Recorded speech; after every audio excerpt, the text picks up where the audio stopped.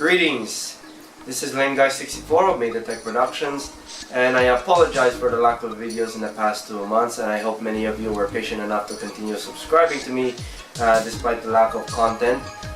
And it's because I got hung up by a bunch of personal things, mostly school related, as I was going to graduate from college until graduation day a couple of days ago.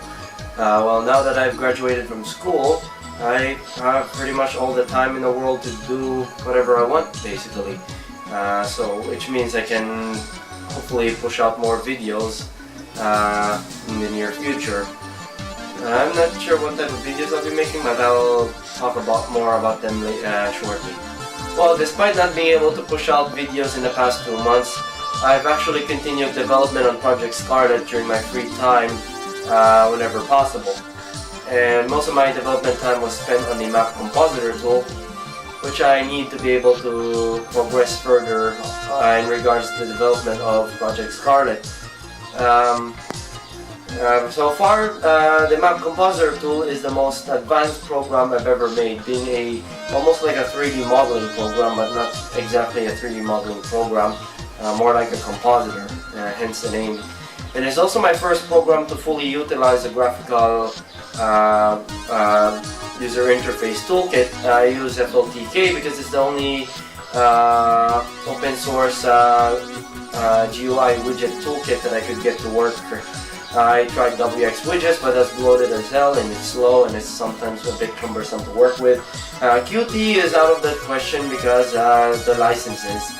So yeah, the map compositor is the most advanced program I've developed because you can actually do some manipulation in the 3D view. You can click on the sections of the maps in the 3D view, and it will actually select it properly as if it's a proper 3D program.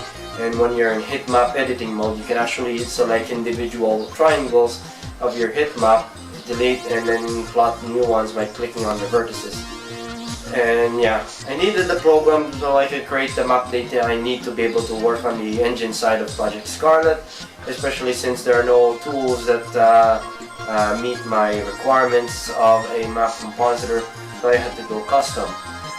But well, working on the map compositor was pretty fun anyway.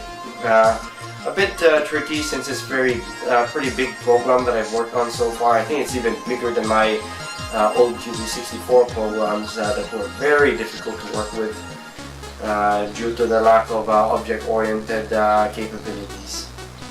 So yeah, I'm also as for the engine side, I'm gonna be doing more MIPS assembly stuff. I'm gonna be trying out a new polygon subdivision routine for both triangles and possibly quads, where instead of the subdivision being dictated by the z distance of the triangle, it will be the projected size of the triangle instead.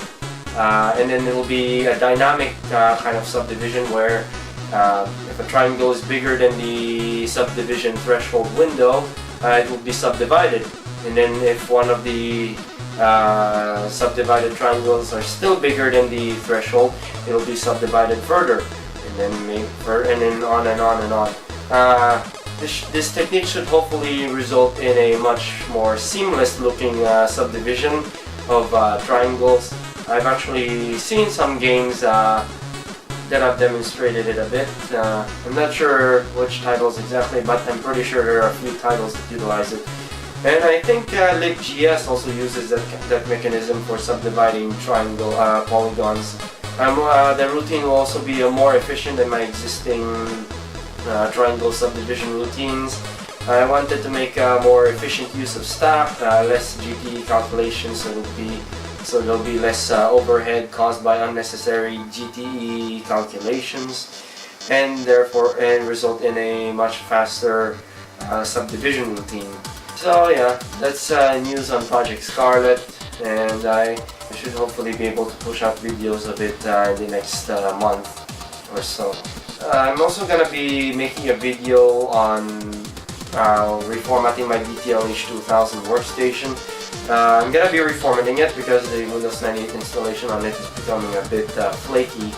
And I wanted to set up a dual boot installation of both 98SC and Windows 2000 for versatility's sake.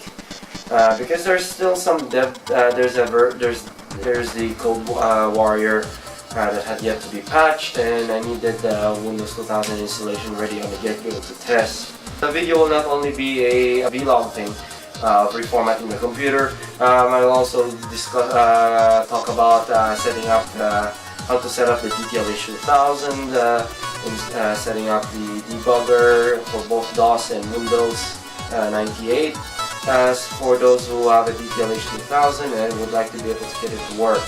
So I would like to, there are instructions of it on the PSXDev website, but a video version would be a pretty good idea still. So yeah, I hope you guys are looking forward to that. As for miscellaneous videos, I might do more videos on old computers, maybe some new ones like I think I might do a video on my Dell Latitude D6410 laptop, which is now my powerful workhorse. It's a pretty good laptop, and I got it for relatively cheap, or at a very fair price considering the specs and the grade of the hardware in general. I mean, it's a business end laptop for Christ's sake with quadro graphics. Might also do a video covering a bunch of AdLib tracker tunes that I haven't bothered releasing or finishing. Speaking of AdLib music, I haven't actually done any music for about a year or maybe 2 years by now already.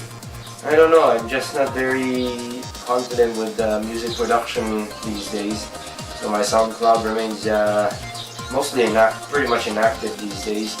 But it's still up there if you want to listen to some AdLib stuff that I put together as of so far.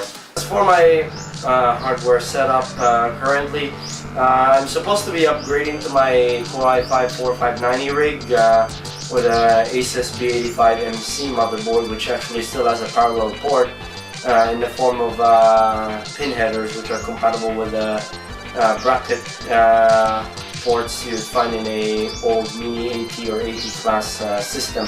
But unfortunately, while I was transferring files to it, migrating my stuff over to my new rig, unfortunately the power supply on it died. It was an Enermax Module 82 Plus, 80 plus bronze with around 500 watts of capacity. It just stopped working abruptly. I was using the system like normal, migrating my stuff over to the new rig, and then the computer turned off. I tried turning it on, nothing happened. Then I tried switching the power supply with another one that works, and the system turned on. So the power supply is pretty much unusable. It's a pretty crap power supply anyway, since it's a modular. I like modular, if it's complete that is. The one that I have actually has most of its cables missing, so it'll be either difficult or expensive to, like say, connect the power-hungry video card that I'm going to be getting in the near future to the dedicated voltage lanes and the power supply. It would be very difficult without the proper cable, or it would look like a mad scientist's hack job if I make my own improvised cable. So yeah, that's all. My attempt at migrating to the 4590 rig will be postponed for now, and I've used my Dell Latitude D6410 as a workhorse for a bit, and then I've reverted back to my old Athlon 2 rig, which is what I'm using at the moment. But I guess that's pretty much it for this update vlog on how I've been doing as of late.